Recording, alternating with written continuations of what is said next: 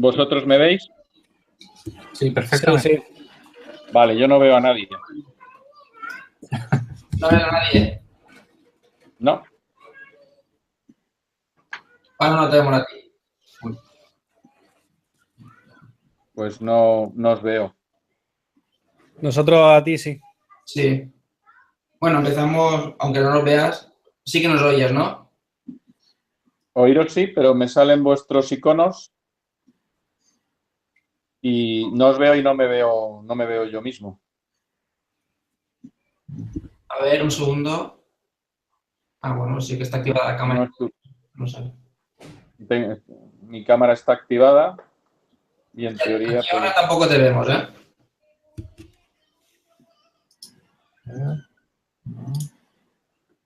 Ahora sí me veo. Ahora os veo. Vale, ya. Sí, hemos recuperado como estábamos a las 9. Sí. Bueno, estamos en directo, ¿eh? Os presento. Estamos con Ramón de Oceomón. Hola, ¿qué tal? Estamos con Tony de Acuarios OK, Acuarios Marinos OK. Hola, chicos. Y hoy tenemos el placer de estar con José María Cid, el autor del Agua del Acuario. Buenas noches a todos, buenas noches. Hemos tenido problemas para empezar a emitir. No sé por qué el Hangout pues nos tiene un poco locos últimamente.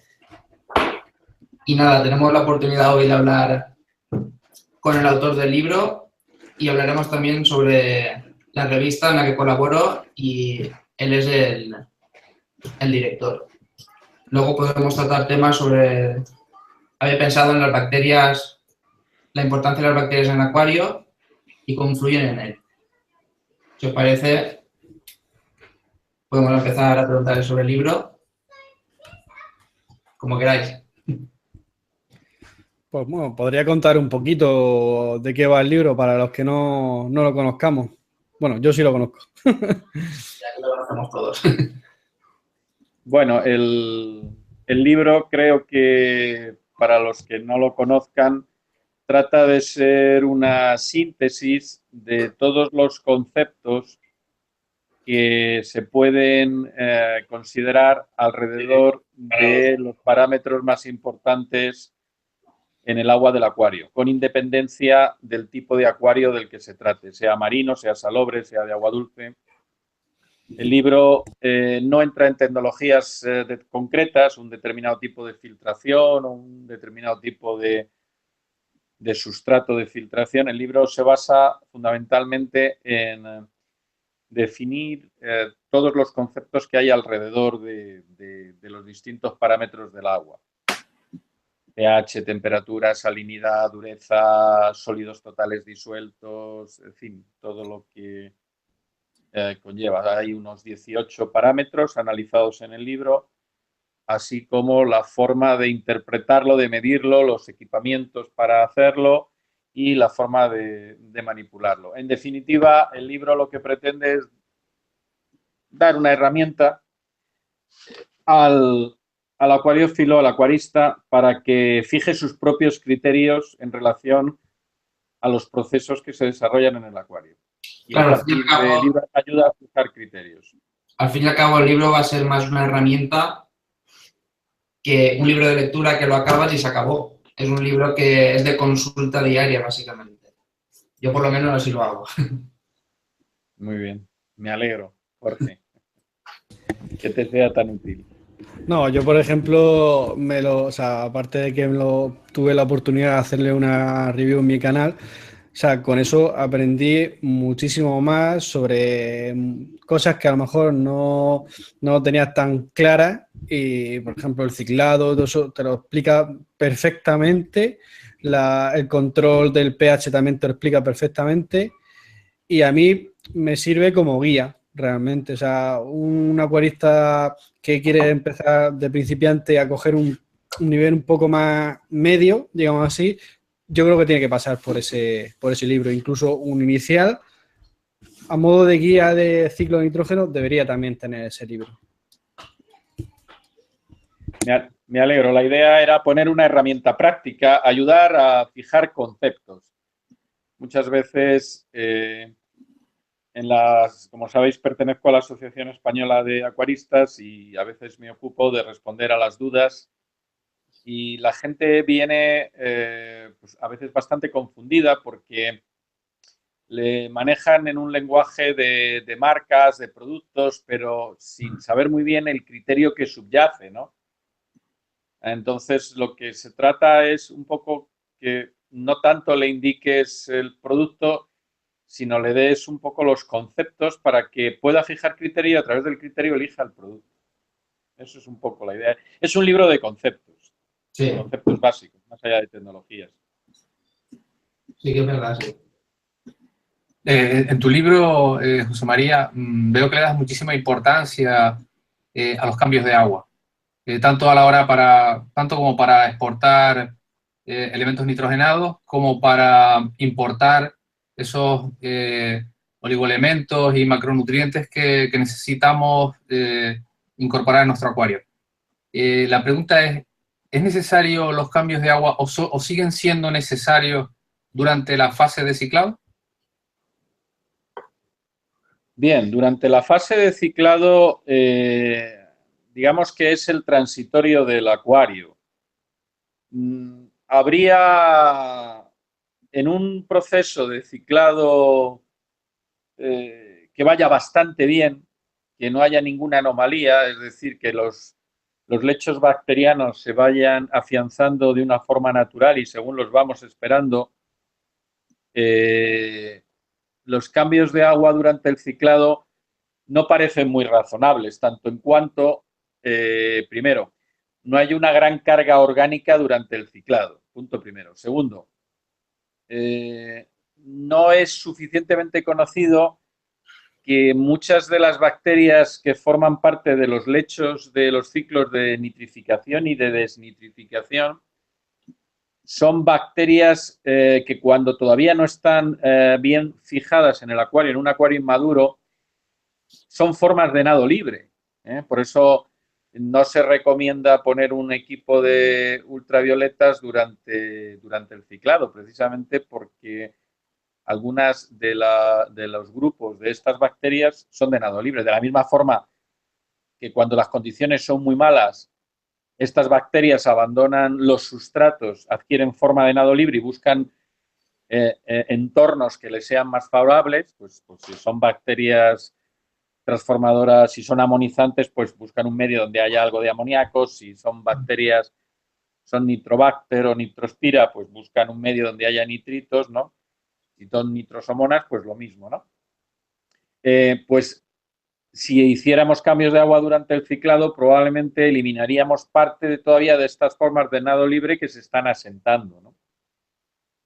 Por lo tanto, durante el ciclado se supone que no estamos sometiendo a una fuerte carga orgánica al medio, estamos intentando estabilizar y en ese punto, en una fase que es un régimen transitorio del acuario, los cambios de agua solo se entenderían si hemos cometido algún error y, por ejemplo, no estamos saliendo de algunos de las fases, ¿no? A priori, pues no sé, por ejemplo, imaginaros que, por ejemplo, cuando aparece amoníaco barra amonio, dependiendo del pH, dado que no estamos hablando de ningún acuario en concreto, pues es bien sabido que mucha gente dice, pues no hay nitritos. Y claro, no hay nitritos porque las bacterias que transforman el amoníaco en nitritos solo aparecen cuando los niveles de amoníaco van descendiendo, pero para eso las bacterias amonizantes tienen que haber hecho su trabajo previamente. Entonces, por ejemplo, si hubiera algún fenómeno que estuviera dañando el incremento masivo de bacterias que desarrollan el proceso de amonización, pues ahí podríamos intervenir, ¿no? Para intentar resolver el problema y que poco a poco la curva de amoníaco-amonio vaya descendiendo y vaya pudiendo aparecer un lecho de bacterias que esto a su vez lo transformen en nitrito. Ahí podría tener sentido. Pero en condiciones normales yo creo que en régimen transitorio no tiene mucho sentido hablar de ello, ¿no? Bueno, y volviendo al tema de las bacterias, ya que estamos en eso, hay una especie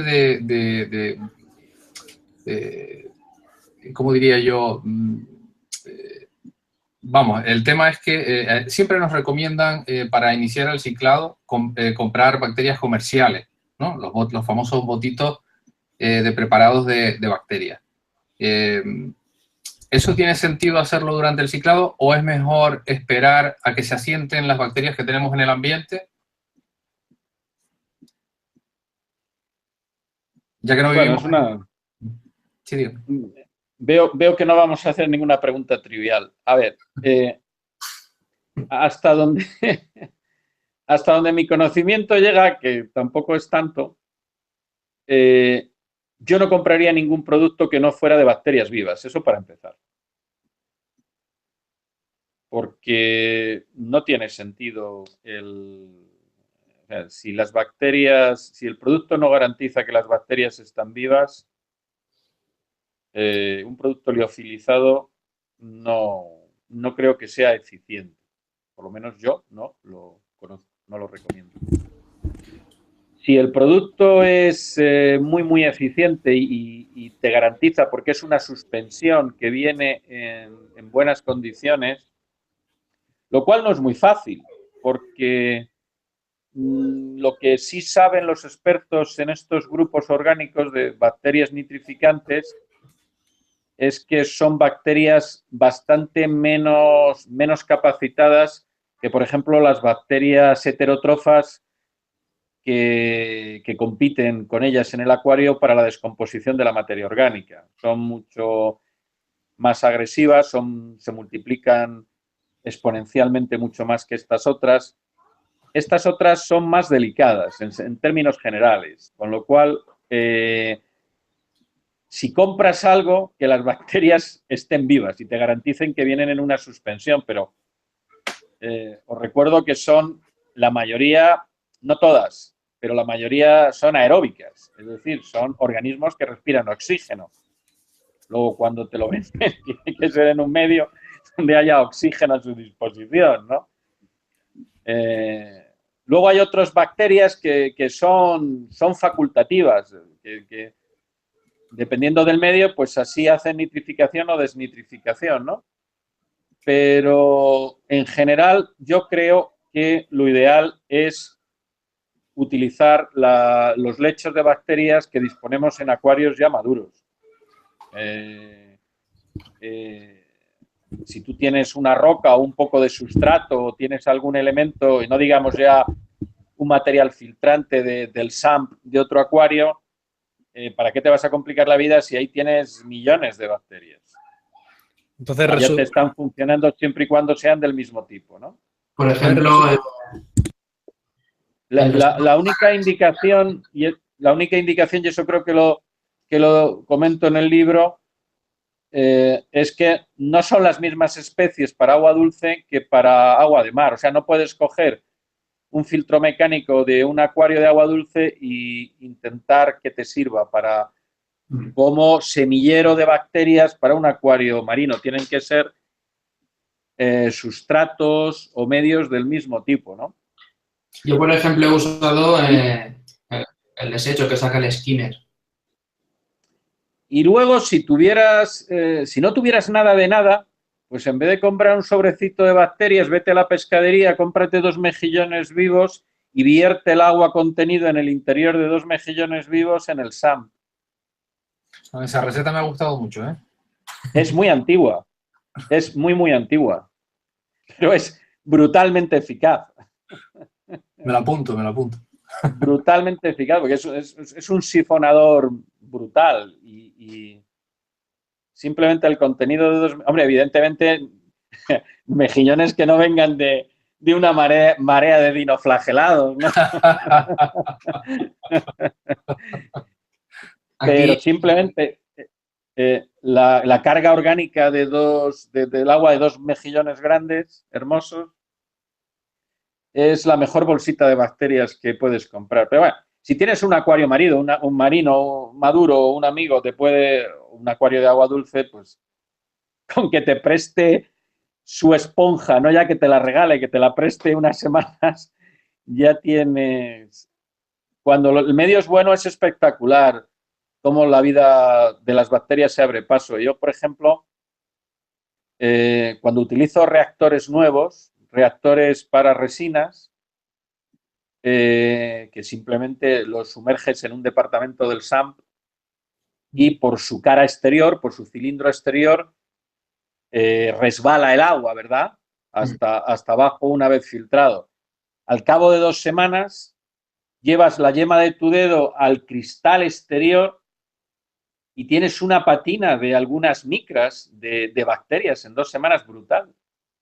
Ahí es donde tengo yo los principales lechos, porque encima, claro, hay agua y está en contacto con el aire atmosférico, o sea, la disponibilidad de oxígeno, y allí se forman de forma natural, ¿no? Enseguida, ¿no? Pues simplemente usar esa patina o usar un reactor en un SAM nuevo, ya tendrías un buen semillero. Yo tengo, José María, yo tengo 2 preguntas, si es posible. Una de ellas, ¿tú recomiendas el uso de agua oxigenada en un acuario maduro? De agua oxigenada. Sí. Está de moda. Está de moda ahora. ¿Perdona? Que está de moda ahora.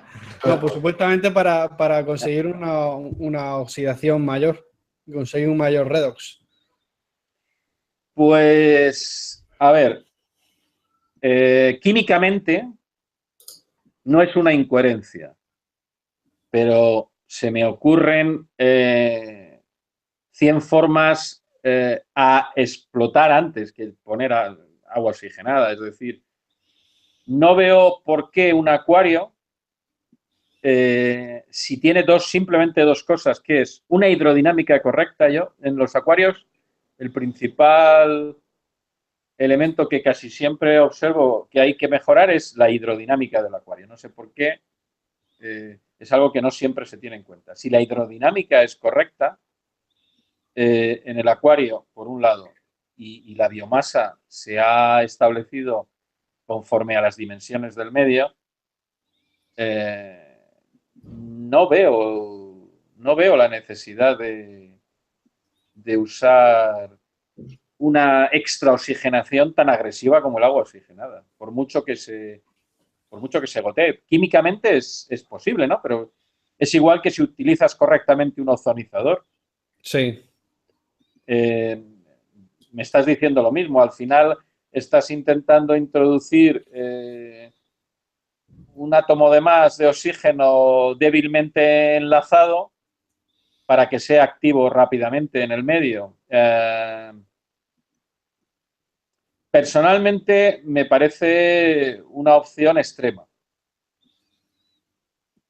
Quiero esto decir que si alguien está cultivando unas especies determinadas que tienen unos requisitos de puridad determinados y no tiene otra forma de hacerlo, bien. Pero si la pregunta la sometemos al contexto de la media de acuarios, estamos hablando de un acuario, o sea, dicen, no, mira, es que yo tengo un acuario, yo qué sé, un acuario, un mini acuario, un nano acuario, y tengo un SPS muy delicado y es muy hostigado por algas tapizantes y es muy hostigado por no sé qué, pues a lo mejor en determinadas condiciones es una práctica que si cuantitativamente se controla el agua oxigenada, pues puede funcionar. Pero si tu pregunta la aterrizamos en la media de los acuarios, en vez de decirte sí o no, te diría antes, mira la hidrodinámica, mira qué biomasa tienes, mira si tu sistema tiene unas etapas de oxigenación en la recirculación del agua entre acuario y SAMP en condiciones. Sí. No, mira mil cosas, ¿no? Incluyendo el tener el poner el skimmer y la reoxigenación en las etapas posteriores a toda la nitrificación para superar la crisis de oxígeno y hacer unos intercambios gaseosos potentes y adecuados, ¿no? O sea, no veo... No veo necesidad. No veo la necesidad en ese sentido, ¿no? Porque tendría que ser, para resolver un problema puntual, si tiene muy baja la concentración de oxígeno disuelto, pues que baje un poquito la salinidad para cambiar sales por gases disueltos, ¿no? Y recuperar a lo mejor 1 miligramo de oxígeno a cambio, tal. Me parece una solución un poco extrema. Sí, hombre, yo la utilicé para luchar contra los dinoflagelados. Y de momento fue un problema realmente. Vale, pero lo estás usando medio de terapia, lo estás usando medio de medicación, no tanto como un medio para depurar o para sobreoxigenar, ¿no? Claro, lo estoy utilizando más como una terapia para intentar, en este caso, molestar a los dinoflagelados. Y entonces me encontraba con la duda de si seguir el proceso, aunque sea a un muy bajo nivel. Por ejemplo, le estoy echando 2 mililitros por 100 litros, o sea, eso prácticamente no es mucho. Entonces era por seguir esa terapia o por, después de que se me solucione el problema, dejar de utilizar el agua oxigenada. No, te tengo que confesar que no sé qué efectos secundarios podría tener. También es verdad que yo estoy muy condicionado, fundamentalmente yo investigo en reproducción de marinas. Mis acuarios, fundamentalmente lo que albergan son parejas reproductoras marinas. Sí. Entonces, siempre tiendo a métodos naturales. Cuando las escasas veces que me enferma alguna pareja, pues mucho antes que utilizar un antibiótico o utilizar un parasiticida potente, que algunos de ellos sí he comprobado que esterilizan temporalmente a los ejemplares, pues prefiero ir a un método de hiposalinidad o a cualquier otro método, aunque me lleve mucho más tiempo. Quiero decir que también depende un poco a qué te dediques o como lo veas. Yo soy de una escuela más naturalista en ese sentido, pero al final, sin que me lo hubieras contado, me ha respondido un poco, ¿no? Tiene que ser para casos muy concretos, ¿no? Y para cosas muy concretas, ¿no? En tu caso es que tus ejemplares están siendo hostigados por un dinoflagelado y un dinoflagelado es un problema muy serio, claro. Sí, pues de momento lo tengo más o menos solucionado. Y la otra cosa que te iba a preguntar es, sobre todo para asegurarme, el orden de adición de los elementos de KH, magnesio y calcio, ¿qué sería? ¿Magnesio, KH y calcio? ¿Cada 24 horas? Yo separaría en 2 semanas distintas o en 2 etapas de adición. En primer lugar, calcio y magnesio lo haría por un lado y luego el KH lo haría por otro. ¿Sí? ¿Lo harías así? Sí, yo personalmente lo haría así. O sea, primero estabilizaría un poco. También depende de cuáles sean los principios activos que tenga tu producto de KH.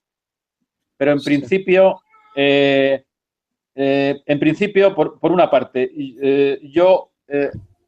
si por ejemplo imagínate que lo haces cada 15 días, supongamos, quiero decir, por poner un ejemplo, que no sea un acuario muy restrictivo, pues yo dedicaría una semana, o sea, usaría en una fase, adecuaría magnesio y calcio, y en la siguiente vería cómo ha quedado el KH y cómo se ha estabilizado, y entonces incorporaría algo de KH. Y en cuanto a magnesio-calcio, pues bueno, es sabido las cualidades reguladoras del calcio disuelto por parte del magnesio, con lo cual primero diluiría magnesio y después diluiría calcio para maximizar, digamos, la capacidad reguladora de diluir, de mantener concentraciones de calcio diluido en el agua que tiene el magnesio. Correcto. O sea, primero diluiría magnesio y calcio. Dejaría que el acuario estabilizara su carga iónica. ¿De acuerdo? Sí. ¿Por qué? Porque evidentemente si, por ejemplo, estás bajo en magnesio, probablemente la concentración de calcio que pueda haber en tu acuario, como es sabido, puede reducirse. ¿Cómo se va a reducir? Precipitando en forma de sal. Si precipita en forma de sal, va a consumir carbonatos. Ya. Entiendo. Te va a tocar el KH, con lo cual regula magnesio y calcio, da unos días, no tiene por qué ser una semana.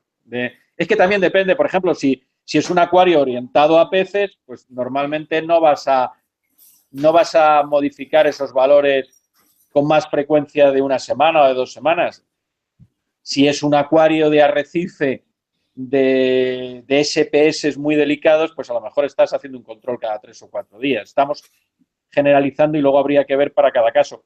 Sí. Pero yo tocaría magnesio y calcio, dejaría que se estabilizara, repito, un poco la carga iónica del acuario, porque hay 1000 efectos ahí, y cuando eso esté estabilizado, mido que tengo ahí pues, la concentración de magnesio en 1000 y pico y de calcio en 400 y pico, y estando eso bien, digo, bueno, ¿y ahora cómo tengo el KH? Mido el KH y entonces aporto KH.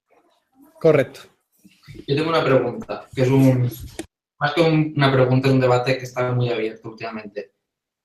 Hay acuarios fantásticos en este mundo de la acuariofilia que hacen cambios de agua exclusivamente del mar.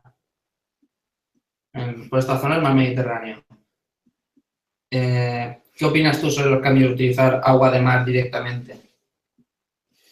Este es un lujo. A pesar de lo contaminado que tenemos el Mediterráneo, lo cierto y verdad es que todavía todavía localizo ciertas especies en ciertos sitios que si lo publicara sería un escándalo, porque son los lugares más polucionados de la costa mediterránea. Y sin embargo, todavía... ¿Por qué digo esto? Porque es una forma de enfatizar que todavía no se sabe muy bien cómo, pero el Mediterráneo todavía se conserva, quitando determinadas zonas que lamentablemente se nos están yendo abajo, como por ejemplo el Mar Menor, ¿no? El Mar Menor está sufriendo una degradación tremenda. Pero poder utilizar el agua de mar es un lujo. Otra cosa es que en el mar está todo, lo bueno y lo menos bueno para nuestras especies. En un determinado momento te puede entrar un organismo que puede resultar devastador. Y no tiene por qué ser necesariamente un dinoflagelado. Una simple espora de un alga filiforme te puede amargar la vida, ¿eh? De hecho, esto puede ser. Pero si tienes la posibilidad, lo normal es que te vaya muy bien. Lo normal es que adecuadamente decantada ese agua y si acaso un poco filtrada es maravillosa. Normalmente lo que yo conozco de gente que la usa es que les va muy bien, ¿no? Sí. Otra cosa es que de vez en cuando, pues claro, les sorprende con la aparición, pues claro, salvo que la malle muy fina, pues lo mismo te aparece alguna asterina, alguna estrella de mar, o te puede aparecer algún pequeño celenterado. Claro, el agua te trae muchas cosas, ¿no? Salvo que la filtre, pero recordemos que el agua natural de mar contiene, aunque sea a nivel de traza, todos los elementos conocidos. Y el efecto a nivel... La sintética no la aporta. Y que buena parte de esos elementos conocidos son oligoelementos, es decir, son elementos que intervienen en alguna reacción bioquímica del metabolismo de los organismos que mantenemos. Lo normal es que te vaya muy bien. Ahora, en un momento determinado puede ser una catástrofe. Y luego, pues las recomendaciones al uso, los acuarios públicos que trabajan con agua de mar, que son muchos y les va muy bien, pues lógicamente toman el agua de colectores lo más distantes posibles de la costa. Para un aficionado que eso no es posible, pues vete a un muelle o en una barca o en fin. O sea, no lo cojas. En fin, las medidas que son de la orilla, que son de sentido común. Vete al espigón del puerto, o sea, busca lugares donde sea mar abierto. Pero yo empecé teniendo acuarios mediterráneos y procuraba traerme el agua de mar. Te queda lejos, ¿eh? Otra cosa distinta, pues es, no sé, cuando tienes un acuario casi de laboratorio, tienes 4 esquejes de una especie de crecimiento muy lento, que es hostigada por casi cualquier cosa, pues a lo mejor ahí no te lo puedes permitir, es mejor que trabajes con agua esterilizada, ¿no? Te dediques, ¿no? Yo, por ejemplo, que tengo cultivos planctónicos para reproducir especies marinas, pues no me lo podría permitir porque me contaminaría rápidamente todo. Necesito, ni tan siquiera me vale el agua que fabrico para mis acuarios de mis parejas reproductoras. El agua que fabrico para los cultivos zooplanctónicos y fitoplanctónicos, pues es agua muy estéril, lógicamente, depende. Pero para un acuario normal es una bendición. Claro. Muy bien. Sí, con las debidas precauciones y siendo consciente de las riesgas. Claro que sí. ¿Perdón? Sí, que teniendo en cuenta los riesgos que puedes correr y haciendo una debida filtración, es lo mejor que hay, vamos. Sí, y una filtración tampoco agresiva, para no desnaturalizarla. Una filtración normal. Quizás con un poco de perlón sería suficiente. Pienso que sí. Si tienes corales, por otra parte, normales, los corales como buenos cinidarios no son hermanitas de la caridad, se van a comer todo. O sea, si entra todo el plancton que entren, se lo van a comer, incluido el fitoplancton. Muchas veces se desprecia la importancia del fitoplancton en la dieta de los corales, pero hay estudios muy serios. Yo he escrito algo acerca. Hay estudios muy serios de que tiene una importancia en muchas especies y no solo en corales blandos. Con lo cual, oye, lo que le puedas dar como suplemento. José María. Probando el fitoplancton y el red. José María, una pregunta que hacen de aquí del chat. ¿Qué especie estás reproduciendo actualmente? Bueno, ahora estoy reproduciendo gran maloreto. Oh, maravilloso, lo tengo por aquí. ¿Cómo se distingue el sexo? Por conducta. Luego, cuando son adultos, las parejas, por ejemplo, alguna pareja que tengo de 5 años, pues las diferencias son casi, te diría, brutales, ¿no? Desarrollo del extremo de las pélvicas, tiene una serie de arrollamientos, pero claro, te hablo de machos por encima de los 9 centímetros. Yo buceando no les he visto tan grandes y mira que les he filmado. Vale. Pero yo los distingo cuando formo parejas, los distingo por conducta. Madre mía. O sea, por etología, los distingo por conducta. Complicado ir a la tienda y estar allí todos los días mirando la conducta del... No, porque no. No, a lo mejor no me he explicado bien. Yo adquiero grupos, pero bueno, esto lo publicaré cuando termine con el trabajo. Adquiero grupos y entonces pongo a interaccionar unos con otros. Okay. Dentro de un grupo, no un ejemplar. Muy bien. Y entonces, ¿crías también Ocellaris? Es que quiero, de aquí a ya cuando pase el verano y tal, quiero meterme en la reproducción de Ocellaris. ¿Qué consejo me daría inicialmente? A ver, yo he estado criando hace muchos años, criando Ocellaris. Los trabajos y los vídeos los tenéis en mi web. No por no contarlos, sino porque la síntesis de mi experiencia criando anfitriones, Pércula, Ocellaris, Premnas, lo tenéis en 2 trabajos. Uno que se titula así, la reproducción de estos anfitriones, y otro que se titula la dieta inicial de las larvas de peces payaso. Ese es muy bueno para entender un poco el trasfondo, ¿no? Supongo que Jorge pondrá en la descripción del vídeo el enlace a tu trabajo. Sí, os la doy. Es www.aquatic con Q y C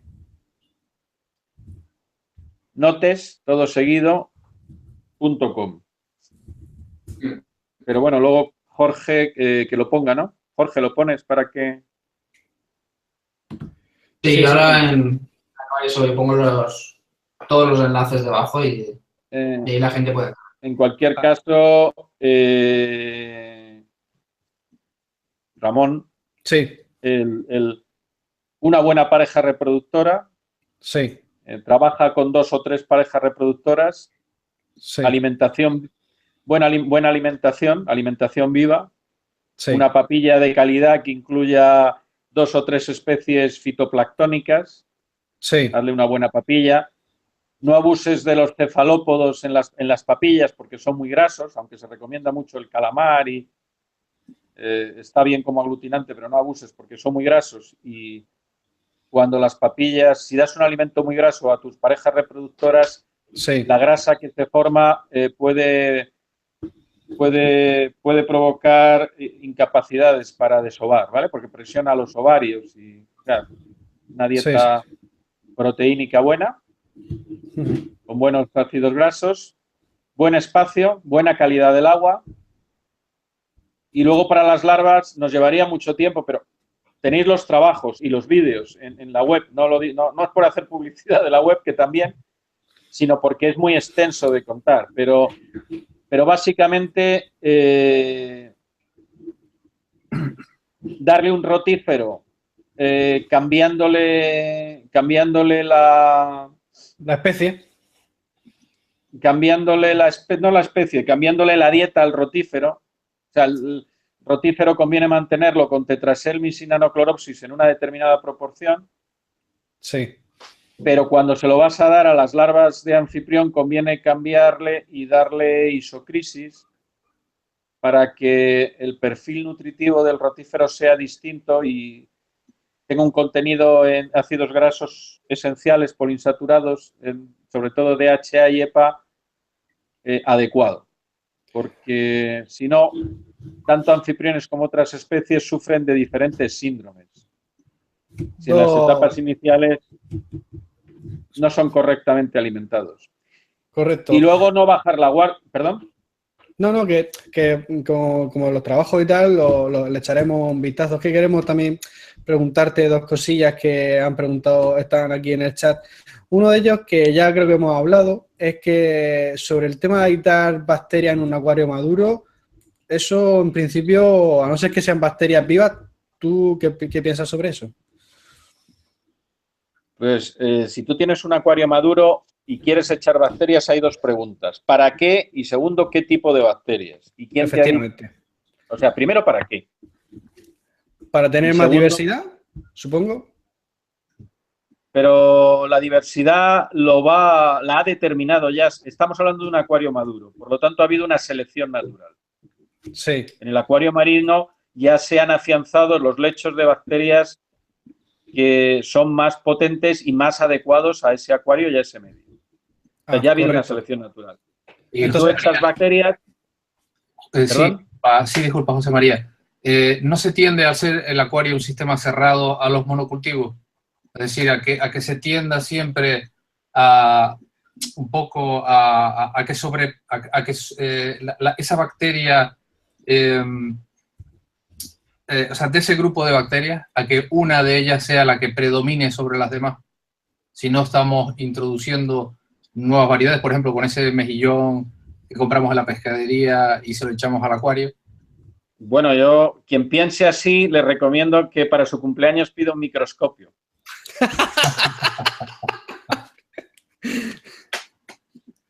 Muy bien. No, es un mundo, es fascinante. La mayoría de los acuariófilos cuando, o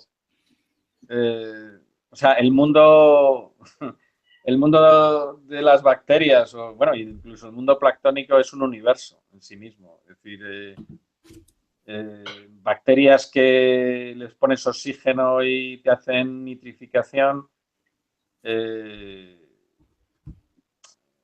les pones en un medio casi anaeróbico y son capaces de robarle a la molécula de nitrato el oxígeno para respirar, ¿no? O sea, solo bacterias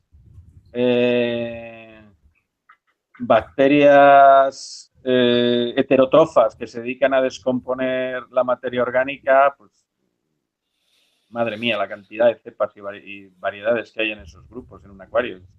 Yo las bacterias, sí, es que he visto muchísimos botes comerciales que te ponen apto para agua dulce y agua marina. Y luego también incluso hay sales comerciales que te las venden como sales. Pero yo siempre, mirad, siempre digo lo mismo. O sea, fíjate, me ha parecido, me parece que es Tony quien ha hecho la pregunta, ¿no? Sí. Me ha parecido una pregunta muy interesante porque tradicionalmente se hablaban de los grupos de nitrosomonas en la primera fase de la nitrificación y de nitrobacter, ¿no? Para la segunda fase, para la transformación de nitritos en nitratos. Desde hace mucho tiempo, o sea, y en el acuario no hay otra cosa. Bueno, pues en el acuario la especie dominante no es el grupo Nitrobacter, el género Nitrobacter, sino Nitrospira. ¿Vale? Y recientemente hay un trabajo de una universidad austríaca donde incluso han encontrado una variedad de Nitrospira. Cuando digo variedad, me estoy expresando sin ningún rigor científico. ¿Vale? Entre otras cosas porque en el mundo de las bacterias la taxonomía incluye elementos específicos, ¿no? Pero han encontrado un tipo de nitrospira que hace al mismo tiempo de amoníaco a nitrito y de nitrito a nitrato, por ejemplo, ¿no? O sea, el universo y lo que no sabemos. Entonces, realmente, si alguien se dedicara a estudiar los tipos de bacterias que hay en un acuario normal, ni te cuento. Y si encima están alimentados, como hacemos muchos de nosotros, que usamos papillas naturales, donde estás metiendo pescado natural, estás metiendo verduras, yo meto mucho fitoplancton, mucho camarón, madre mía. O sea, no creo que lo que nos falten sea la constelación de bacterias que hay en el acuario es descomunal. Y volviendo un poco al tema, y enlazando mejor con este tema de las bacterias, durante el ciclado, cuando nosotros inoculamos las bacterias, ya sea mediante el mejillón o mediante algún buen amigo que nos deje esas bacterias maravillosas que tiene de su acuario ya maduro, ¿cómo las alimentamos? Porque en un principio no podemos introducir ni invertebrados, ni podemos introducir peces, ni vida. Entonces, ¿qué hacemos? ¿Le echamos comidita de los peces para que esa comida se descomponga y ellas se alimenten? ¿O incluso podemos usar alguna fuente de carbono también para...? Yo creo ahí la principal herramienta para empezar es la paciencia y el entendimiento de cómo son los ciclos. ¿Vale? O sea, intentar no acortarlos, porque primero no hay ningún motivo. Cuando te planteas un proyecto de acuario, es un proyecto a largo plazo, con lo cual, ¿por qué ir por un atajo cuando puedes verlo de una forma natural? Entonces, lo primero es entender cómo se producen las cosas. Hay un capítulo en el libro dedicado a ello, donde, por ejemplo, es importante entender que, por ejemplo, las bacterias que transforman el amoníaco en nitritos necesitan que haya un trabajo previo de las bacterias amonizantes para que ellas puedan aflorar, ¿de acuerdo? Con lo cual, ellas no van a aparecer hasta que no caiga el pico de amoníaco, ¿vale? Entonces lo que se ha hecho de forma tradicional en la acuariofilia para iniciar el ciclado es la típica gambita o el típico camarón que se echa en el acuario y deja que se descomponga. Sí, tú haces una carga leve para ti, digamos que cargas el proceso con una pequeña carga orgánica que pueda producir una cantidad de amoníaco adecuada. Ahí van a empezar a aparecer, o sea, los lechos de bacterias amonizantes pues van a aparecer, con lo cual son los primeros que se van a establecer. Y cuando estos lechos ya estén consolidados, entonces tenemos una etapa mal llamada de filtración, porque no filtran, transforman. Filtrar es retener, es eliminar algo. O sea, digamos que ya tenemos una etapa bioquímica que nos está transformando los restos orgánicos en formas amoniacales, ya dependiendo del pH, el binomio amoníaco-ion-amonio, ¿verdad? Sí. A partir de aparecer el amoníaco en una cantidad importante, eso es un reclamo para las bacterias nitrificadoras de primera fase las que transforman el amoníaco en nitritos, que probablemente en ese momento, como no había mucho amoníaco hasta ese momento, pues probablemente no se habían asentado, probablemente estaban en formas de nado libre, ¿no? Repito, en fase de ciclado, pues no pongas ningún filtro UV, no te cargues las formas de nado libre en ese momento. Entonces, cuando empiezan a detectar que sí, que en el flujo hay amoníaco suficiente, probablemente empiecen a fijarse y empiecen a transformar ese amoníaco en nitrito. Ahí es insistir, ir midiendo, ir aprendiendo, ir viendo la curva, ir midiendo, ir viendo cómo aparece ese nitrito y viendo en cuanto ese nitrito empieza a ser importante y ya no hay amoníaco, pues entonces ya empiezan a aparecer nitrobacter y nitrospiras, que ya son capaces de coger ese nitrito y transformarlo en nitrato, pero con una cosa importante. Léase subrayado. Esas bacterias solo aparecerán cuando el amoníaco haya descendido. O sea, cuando las bacterias anteriores hayan hecho su trabajo. Mientras haya altos niveles de amoníaco, no esperes gran transformación de nitritos en nitratos. ¿Vale? Porque están inhibidas, tanto las nitrospiras como las nitrobacter. Muy bien. Entonces es ir haciendo una carga y ir observándolo y sobre todo con mucha paciencia. Pero hay que cada X tiempo habría que renovar esa carga. ¿O? Sí, pero no de una manera fundamentalista, sino midiendo, entendiendo lo que pasa. Okay. Es decir, tengo un nano de 40, he echado la cola de una gamba desmenuzada para que sea más fácil de descomponerse, ¿vale? O la he macerado previamente, la tengo ahí sobre el sustrato. ¿Qué nivel de amoníaco tengo en 4 o 5 días? ¿Vale? Y esto está, y empieza a aparecer algo de nitrito o no aparece, ir imaginando cómo están yendo esas curvas. José María, el tema, bueno, vas a publicar una revista, ¿nos puedes contar un poco cómo?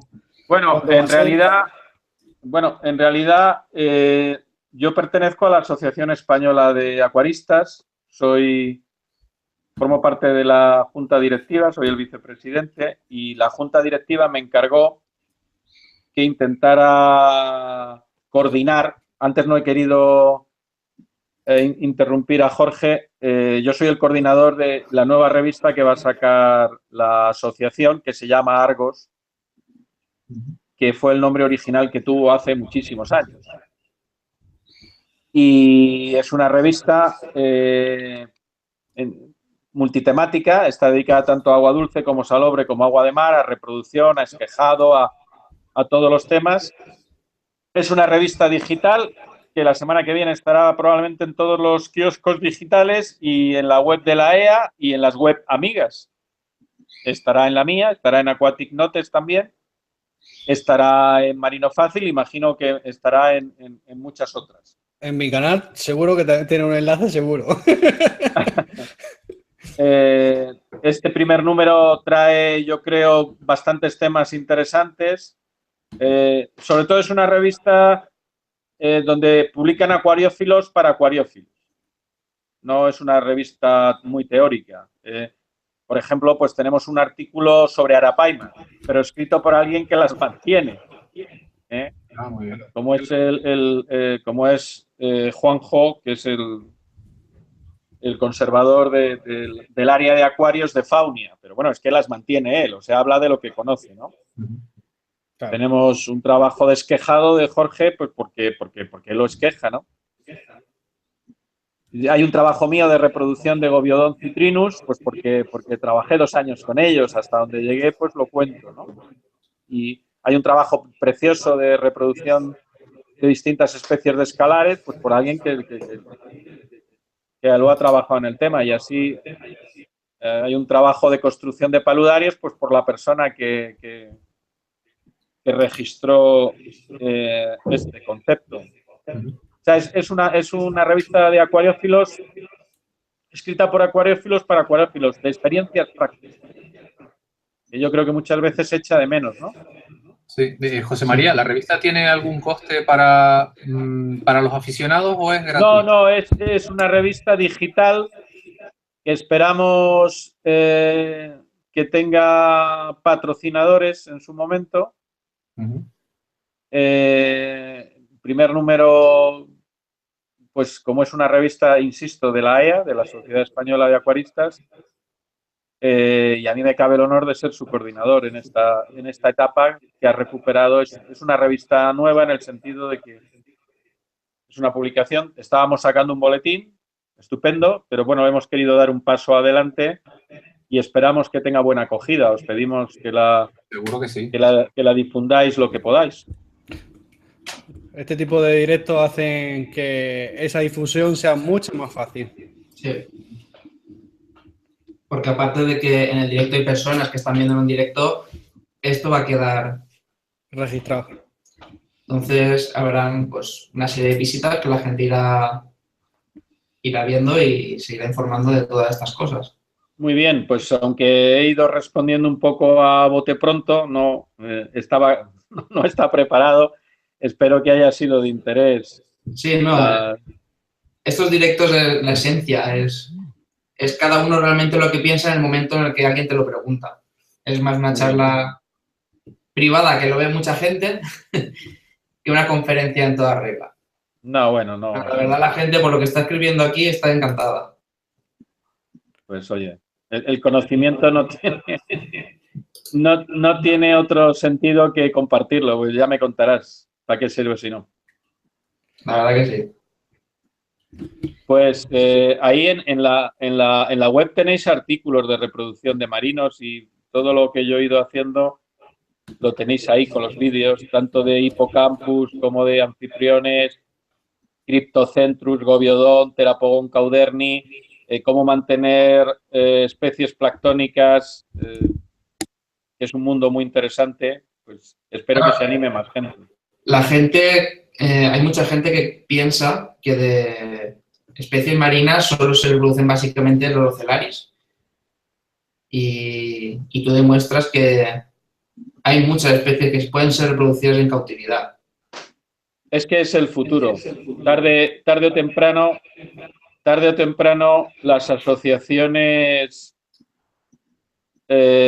conservacionistas, algunas con buen criterio y otras con criterio exagerado, presionarán para que la recolección de especies del medio natural baje la presión y se recoja cada vez menos. Y el futuro está en que seamos capaces de criar muchas de esas especies en cautividad. La verdad que sí, tanto con peces, corales, incluso en rocas, de hecho, ¿no? No creo que ninguno de los que estamos en esta videoconferencia, no creo que ninguno de los que estamos quisiéramos mantener algo al coste de que esa especie desapareciera de su medio natural. La verdad que no. Si supiéramos que va a desaparecer, yo personalmente prefiero, quizá porque soy fotógrafo y vídeo submarino y me gusta verlos en la naturaleza más que en ningún acuario, nadie lo querríamos, ¿no? Pero el futuro está en que seamos capaces de conocer los procesos que nos permiten reproducir estas especies en cautividad. Entre otras cosas porque, como ha ocurrido con algunas especies de agua dulce, no es descartable que alguna especie en un momento determinado solo esté en acuarios. Durante mucho tiempo, por ejemplo, el Tanictis al volumen se pensó que ya solo estaba en acuarios, porque había desaparecido de los ríos originarios chinos por polución. Luego ha aparecido, parece ser, en otros lugares, pero... Y cuando introdujeron algunas especies de interés para la alimentación humana en el lago Victoria, en África, desaparecieron muchísimas especies de Aplotromis que ya solo estaban en acuarios de aficionados a cíclidos. O sea, no solo la reproducción de especies marinas, que es mi pasión, vamos, junto con otras, no solo tiene el carácter de bajar la presión sobre las poblaciones naturales, a futuro la capacidad de poder repoblar. Sí. De todas formas, lo que no se conoce a fondo no se quiere, ¿eh? No. Si supierais lo que cuesta sacar un gran maloreto hasta que tiene 8 milímetros, la gente los cuidaría, pero claro, al precio que se compran. Claro. Muy bien. Hoy por hoy tendría tiempo para una última pregunta.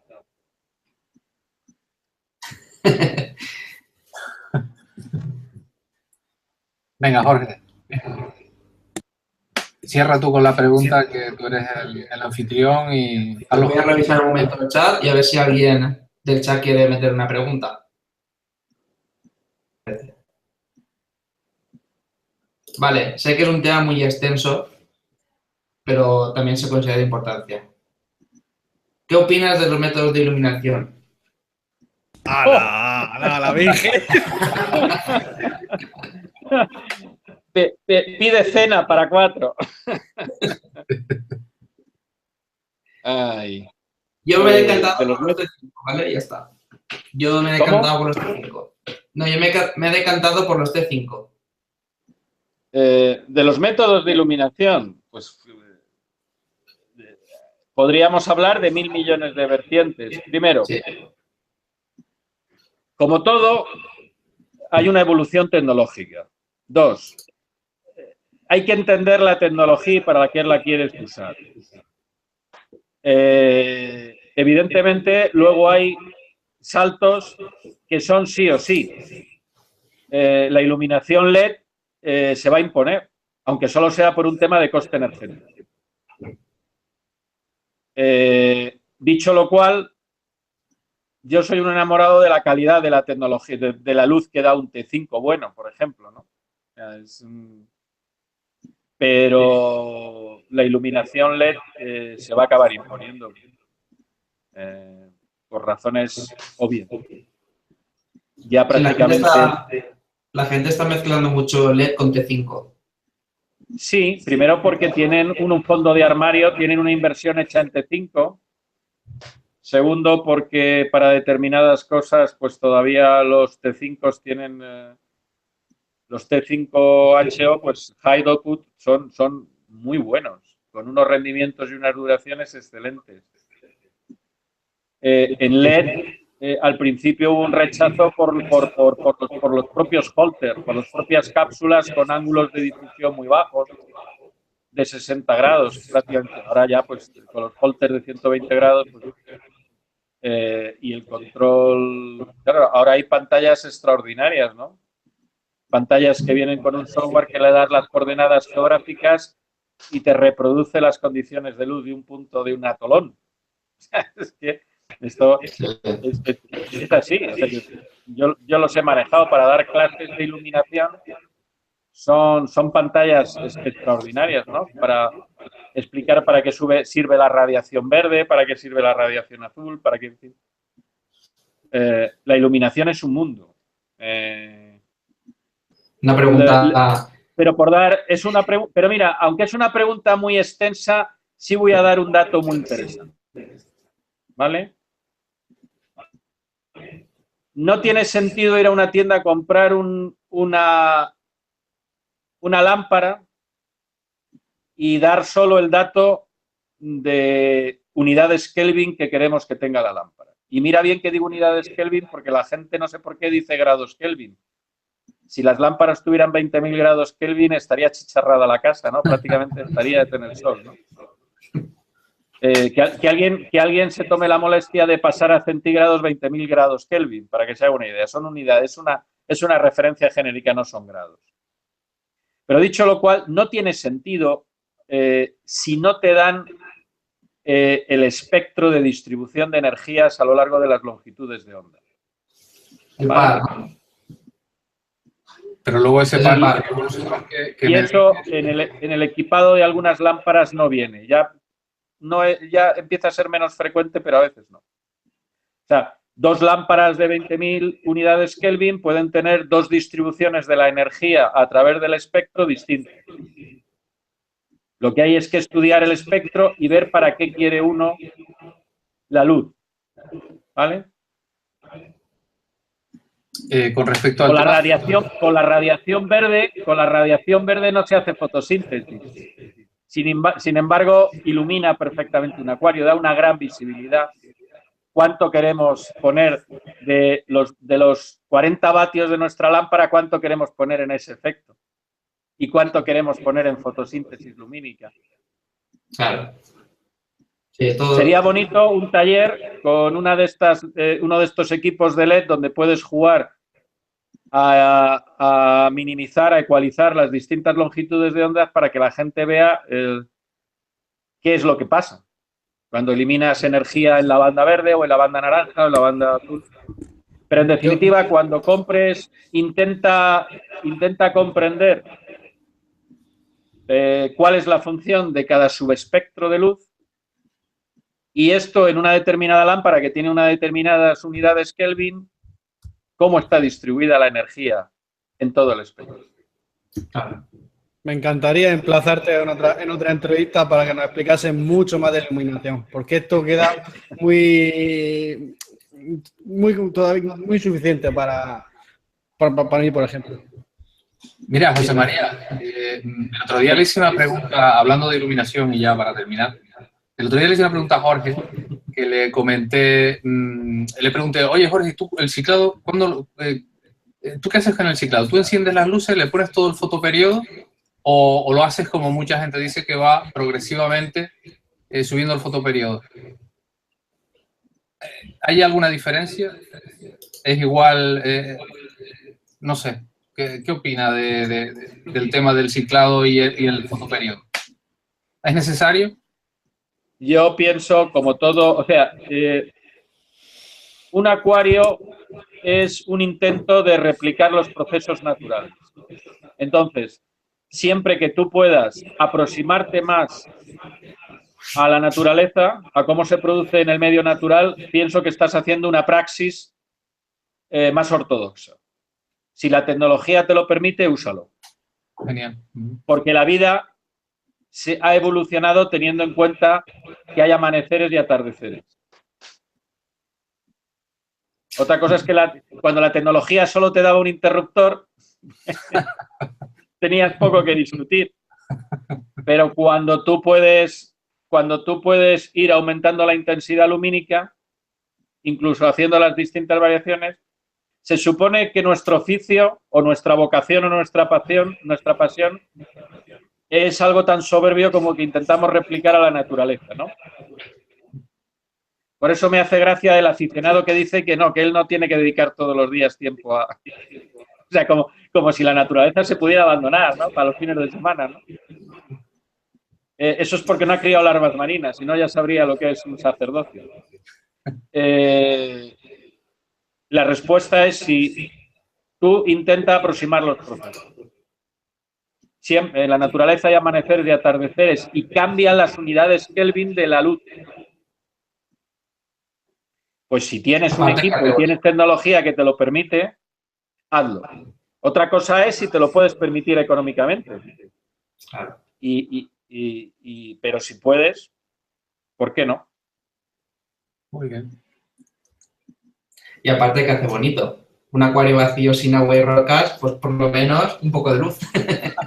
Bueno, por ejemplo, poner una trampa de luz a las 2 de la mañana para que se concentren 200 larvas de hipocampus porque se creen que es la luna, eso es espectacular. Lo tenéis en la web mía. Yo es que me encanta tu web, la voy a ver. Bueno. Pues nada, chicos. No sé, la iluminación es un mundo, pero quedaros un poco con esa idea. No sé, o sea, es un poco por el mismo motivo que si la gente comprara libros y leyera, escribiría un libro de iluminación, pero de conceptos básicos.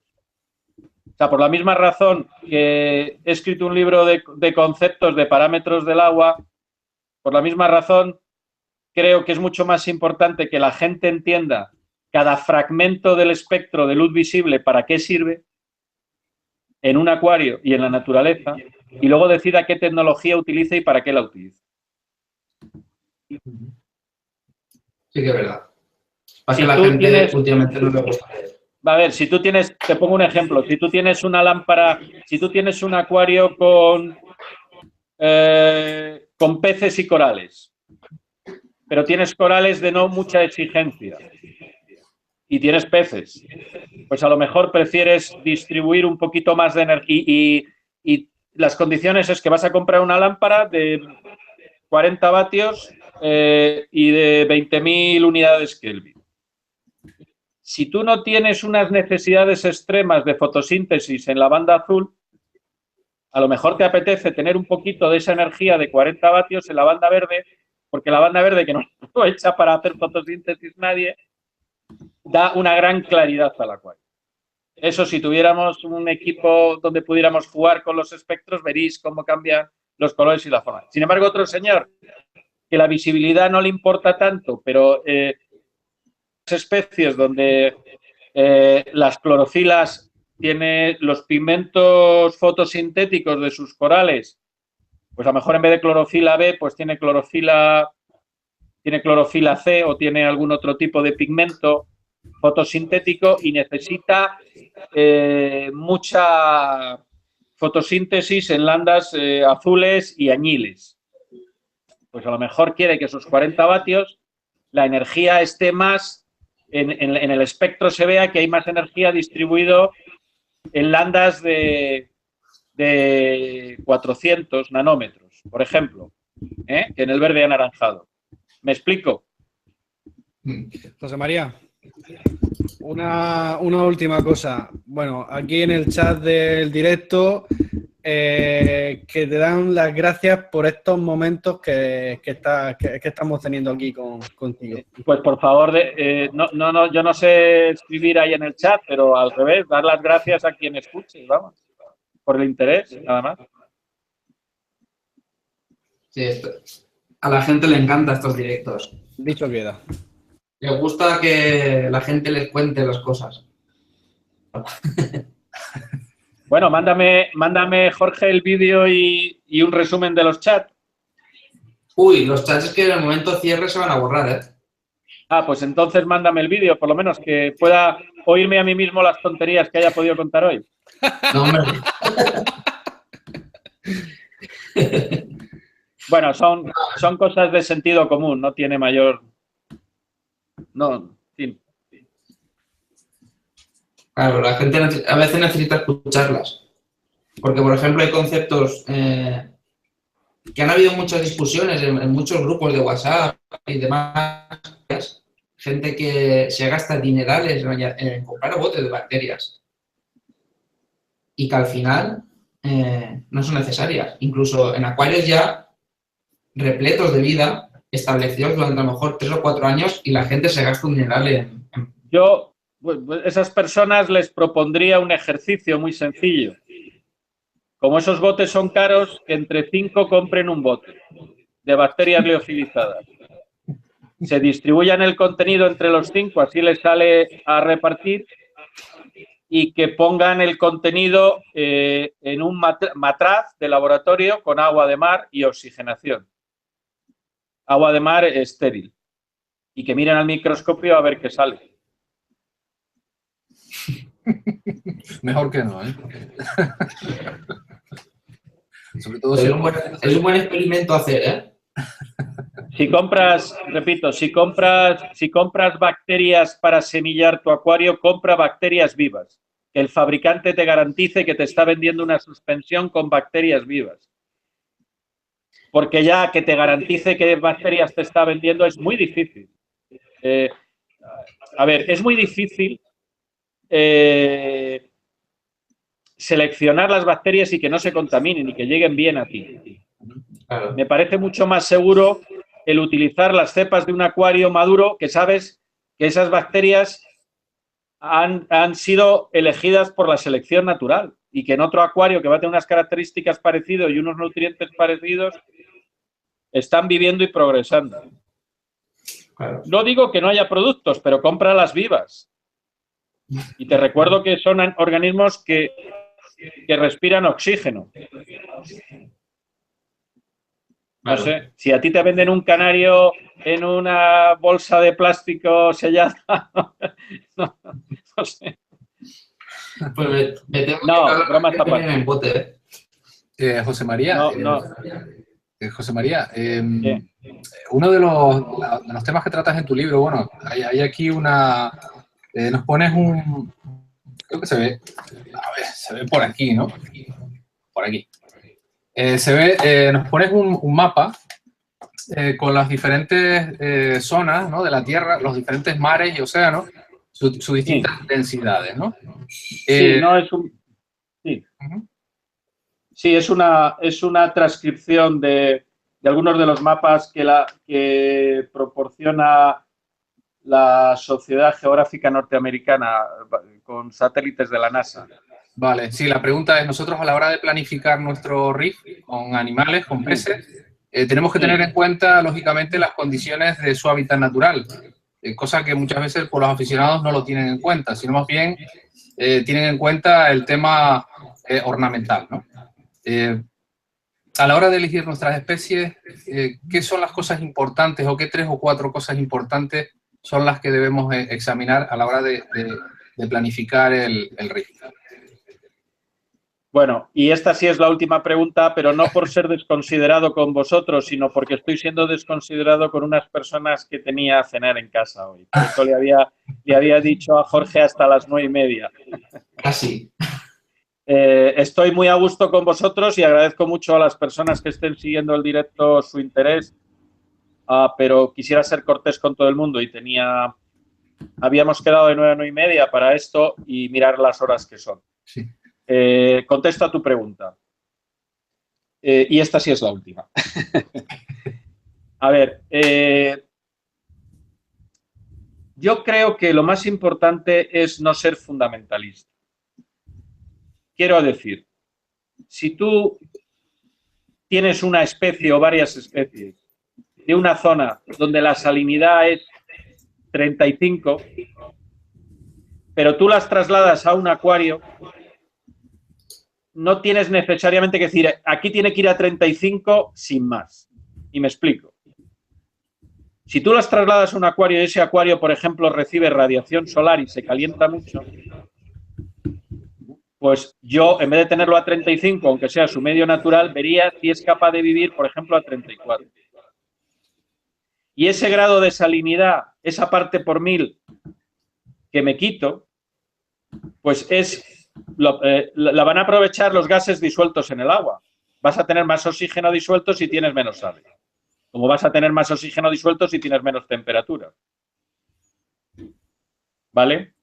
Entonces, en cuanto a la salinidad y de dónde vienen, respetar las condiciones naturales, pero no ser fundamentalista.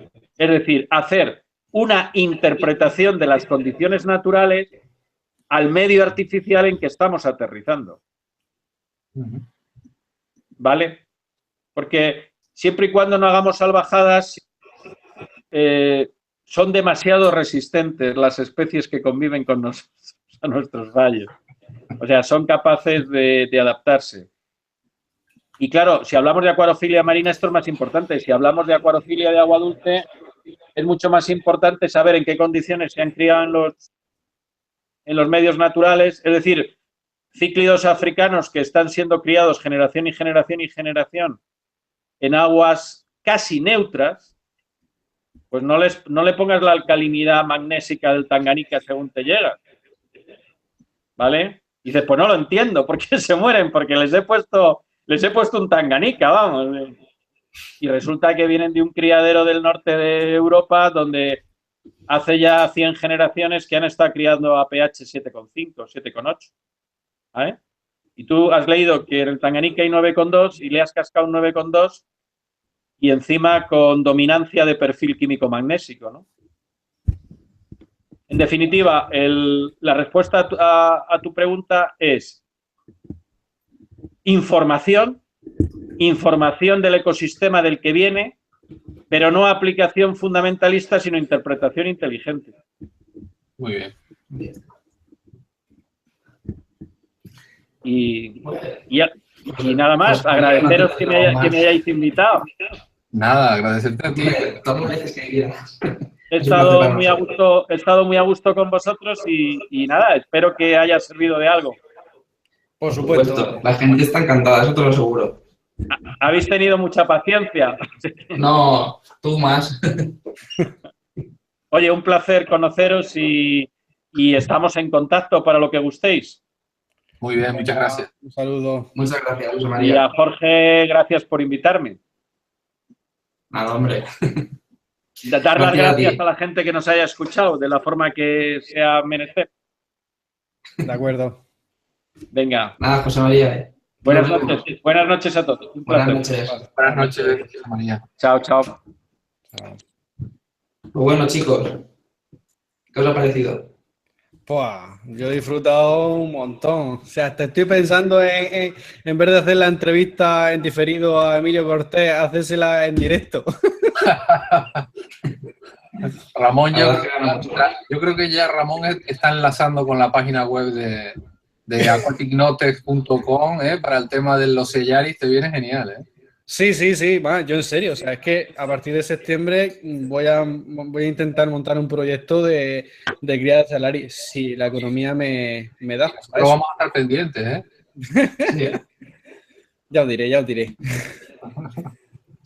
claro que sí. Bueno, espero que cuando os haga la revista me leáis. Claro. Yo, o sea, escúchame, Jorge, yo te lo he dicho con toda la idea del mundo. Yo quiero un ejemplar en papel firmado por José María. O sea, eso por lo que valga. Bueno, para dar un poco de envidia. ¡Qué cabrón! Hola. Yo sí que lo tengo. Pues el mío ya, vamos, ya en el directo ya se me terminó de desarmar, o sea, que para que vea que la gente que lo uso, ¿eh? Y que es de que es para tenerlo ahí, no es de leerlo una vez, es de consulta más bien, ¿eh? La verdad que merece la pena, ¿eh? El que no lo tenga, merece la pena. Sí, Hay la un verdad montón de que cosas interesantes, sí. Y luego ya lo de la revista Argos, vamos, eso no tiene perdón, el no descargarte una revista que es gratis, que tiene la calidad de artículos, de estar dirigida por José María, que además ha utilizado a colaboradores de aficionados de primer nivel, gente que son criadores y expertos. O sea, me parece que es delictivo el no bajarse esa revista. sé que hay un muy buen equipo en esa revista. La verdad es que sé que hay buen equipo. Yo conozco a uno y es buena gente. ¿Cómo? Yo iba a Que yo decir, conozco a uno de chicos, los colaboradores de la revista y es buena gente. Sí. solo quería decir que yo prácticamente ya casi tengo que cortar porque tengo todavía los críos ahí que vamos. Y agradecer muchísimo a los colaboradores y en otra nos veremos. Hombre, claro que sí. Sí, yo creo que ya deberíamos dejarlo. Estamos Sí, todos vamos a cortar ya, mañana el lunes. No, porque aparte hemos estado hablando de bacterias y tal, que es lo que quería hablar, que nos hemos centrado bastante en el tema.